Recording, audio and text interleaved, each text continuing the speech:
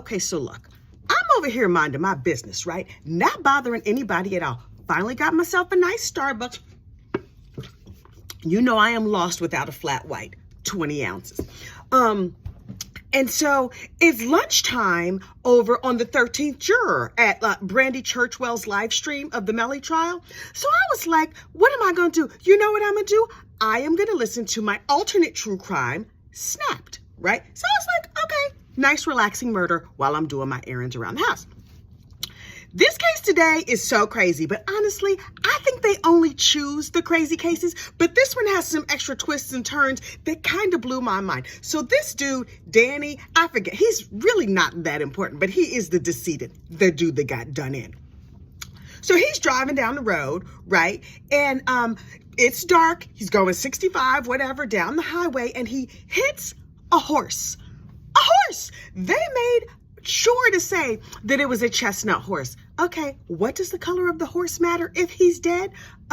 Okay, but keep in mind, Snapped is a series about women who kill their husbands. So I'm thinking to myself, did the wife collude with the horse? Like, how does this work? Can you talk a horse into, do you hold on to the horse and then wait till you see your husband's car coming and then he hits the horse? I couldn't figure it out. So I was like, well, now I have to lean in and listen to the whole rest of this thing while actually paying attention instead of leaving it on in the background, because I want to know how this lady talked this horse into killing her husband. Also, was the horse injured? They never follow up on the horse. I'm assuming that if a several thousand-pound car hits a horse, the horse is dead. But then they said if a car hits a horse, then the dude inside is dead. What is the fate of the horse? Also, what is the name of the horse? So anyway, also, the horse was owned by Amish people. Can you sue an Amish dude if his horse runs into your car? So many questions. But it turns out that's not the main crime. Who knew? So the widow, right? She's at home in her house with her like 5 to 7 year old son. He was young. I think he was 7. I don't remember. I didn't keep track of all those facts. She's at the house waiting for her husband to come home. And then she gets a knock on the door. Hello, Mr. Policeman. And so she opens the door and she's like, yes. And they were like, yeah, girl, your husband is dead. Killed by a horse. And she was like, what? Oh, God. She's clutching her pearls. And then she's looking for life insurance money. So immediately I was thinking, well, obviously she killed him because this is Snapped. Turns out, no. She was a hooker with a heart of gold. Only sort of. You see, she used to be a hooker. Not a hooker. Sorry. She was a stripper. Hooker? Stripper? Whatever. Not my business. No judgment. She had been an exotic dancer down at the club and also a boxer. That is an interesting combination of jobs. So she was boxing for a while, but she kept losing. In a year, I think she lost all of her fights.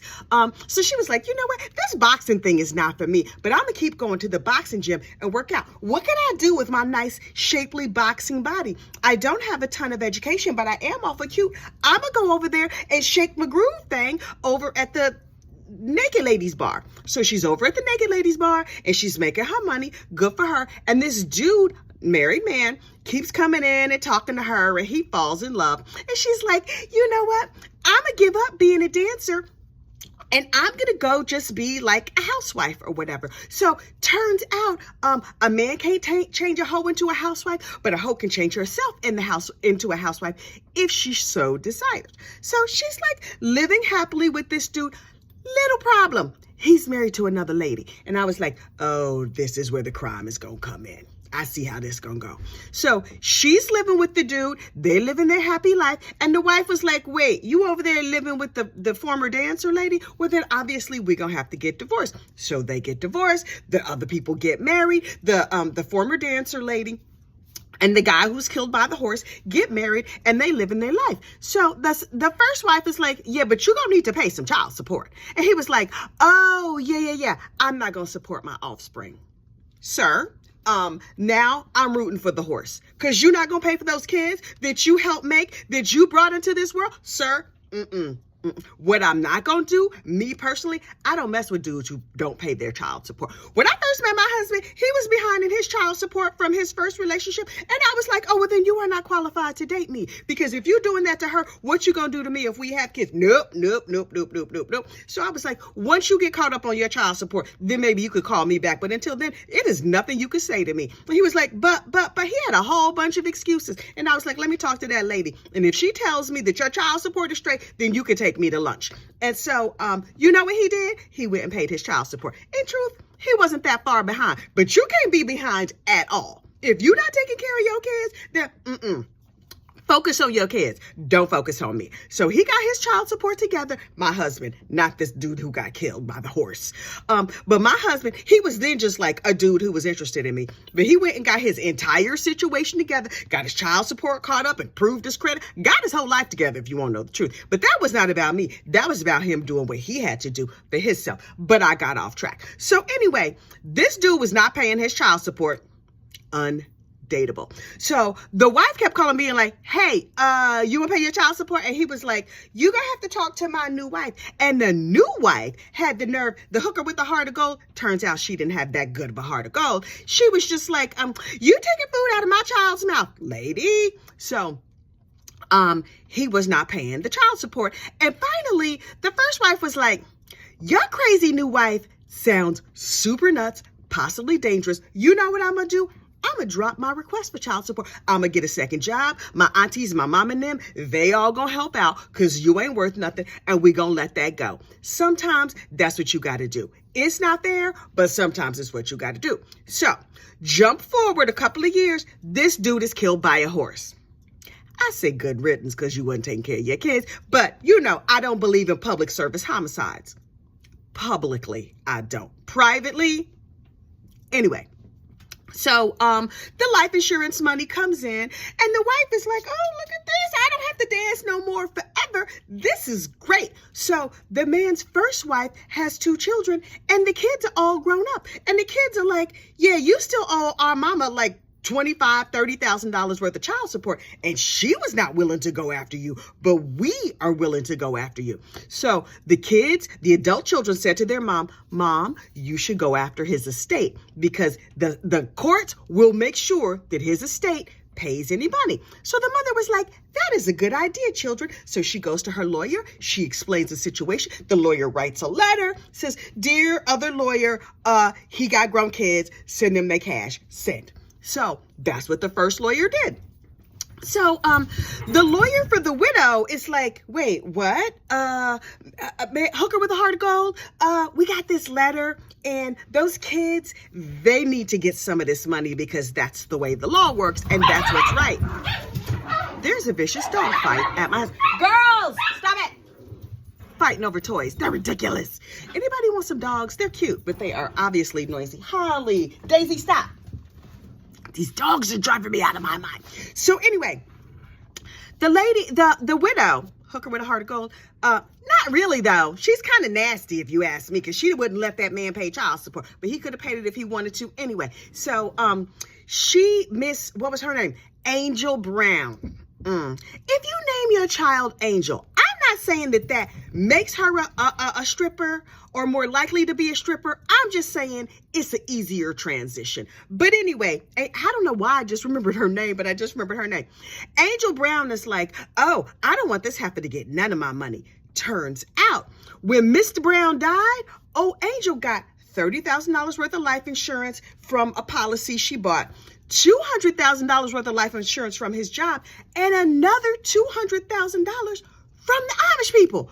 Turns out, if you're Amish and your horse gets loose and runs into the road, because the Amish people, well, they was having a party.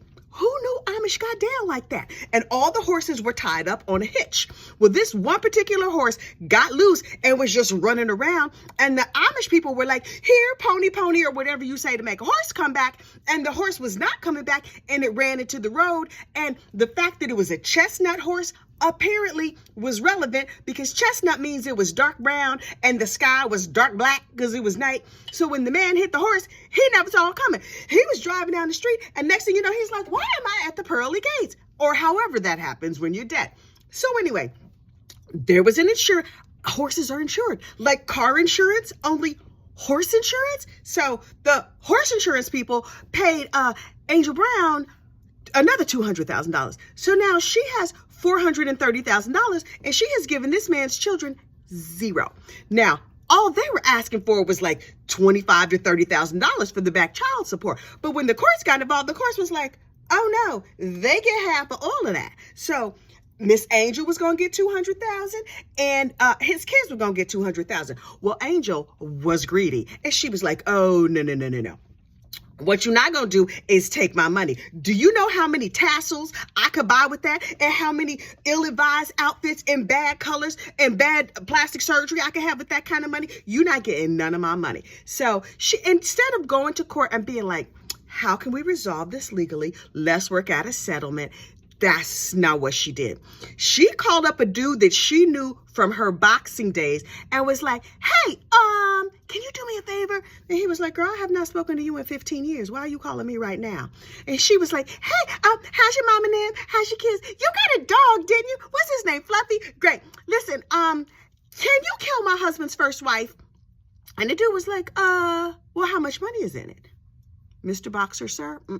That's not supposed to be the answer, but that's what he said. And she was like, I will give you $4,000. Now, this dude is thinking to himself, that sounds like a good deal to me, only I'm not a killer. So his plan was, I'm going to take the $4,000 and invest it wisely. And by invest it wisely, he meant go to the casino and try and double it.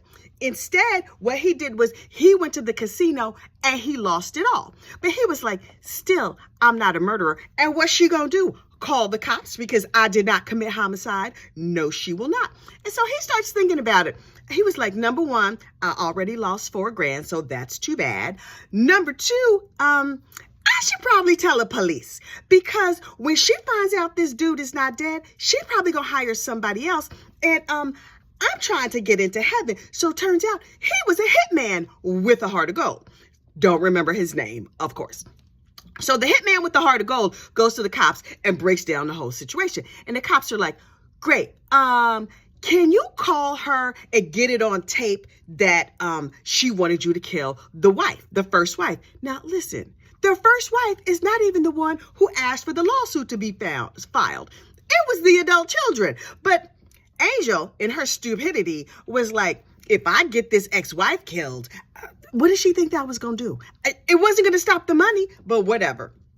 So the hitman calls her up and it's like, yo, I don't think I can do this. Listen. And so she was like, Angel was like, okay, you know what?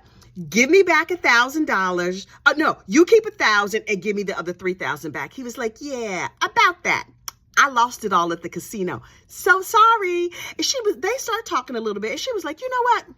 You already spent the money. Go ahead and go on with the murders and we'll just go from there. And he got that on tape. So the cops was like, great, we're going to need more information on tape. So we're going to wire you up and then you meet with her and then you tell her that the first wife is dead. So the hitman with the heart of gold is like, sure, great. That sounds like a terrific idea. Everybody in this story is stupid as far as I'm concerned, but whatever. So hitman meets up with old Angel, the former stripper, and he's like, hey, Angel girl, yeah, that first lady, she's dead. And Angel was like, okay, great. And she was like, the hitman was like, so what you want me to do with her? Should I make it look like an accident? Should her body disappear? How do you want this to go down? And Angel was like, oh, I don't care what you do with the corpse. I just don't want it to come back on me. And he was like, oh, okay, great.